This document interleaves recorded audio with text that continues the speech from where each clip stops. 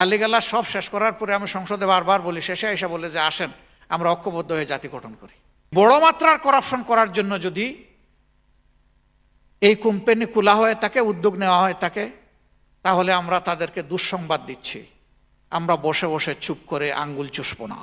Ad-din hospital কিছুদিন আগে একটা অন্যায্য ক্ষতির মুখে পড়েছিল, তাই না? 6 জন নবজাতকের মৃত্যুর পর হাসপাতালের লাইসেন্স বাতিল করা হলো। এই লাইসেন্স বাতিল করার বিপক্ষে সারা জাতি এসে আদ্দিনের পাশে দাঁড়ায় গেল, মহিউদ্দিন সাহেবের পাশে দাঁড়ায় গেল। সারা জাতি দাঁড়ায় নাই? যারা কোনোদিন ওনার পাশে এসে দাঁড়াবে, এই ধরনের একটা হাসপাতালের পাশে এসে দাঁড়াবে আমরা কল্পনাও করি নাই। ব্র্যান্ডিং করা হলো, এই হাসপাতালের মালিক জামাতে ইসলামীর, অতএব এটা জামাতে ইসলামীর হাসপাতাল, অতএব শাস্তি দিতে হবে। কেন সব কিছুকে রাজনীতিকরণ করতে হবে? কেন? এটা মানব সভার একটা উজ্জ্বল জায়গা যেখানে মানুষ এসে শান্তি পায়। এই হাসপাতাল বন্ধ করার পরে মানুষের আহাজারি আমরা সবাই শুনেছি, সংসদে আমরা কথা বলেছি, অনেকেই কথা বলেছেন। এর বিপক্ষে একবারই শুধু ঝাঁঝালো একটা বক্তব্য শুনেছিলাম, এরপরে আর এটা দেওয়ারও কেউ সুযোগ পায় নাই বা সাহস করে নাই, যেটাই বলে।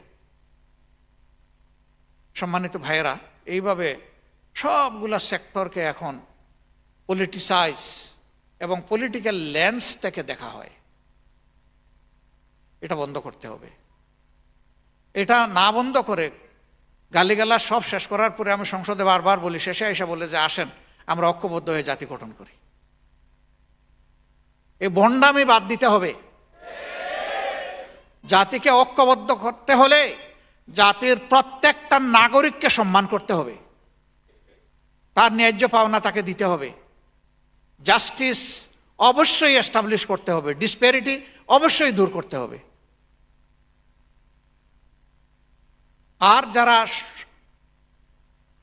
সত্যিকার অর্থে দেশপ্রেমিক, সৎ এবং মেরিটোরিয়াস, তাদেরকে সমাজের ভালো ভালো জায়গায় দিতে হবে।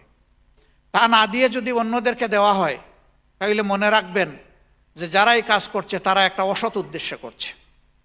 তারা তাদের হাতে পাওয়ারকে অ্যাবসলিউট বানাতে চায়। কোনো প্রতিবাদী কণ্ঠ অথবা সৎ মানুষকে কোনো জায়গায় জায়গা দিতে চায় না। অ্যাবসলিউট পাওয়ার মেক অ্যাবসলিউট করাপশন।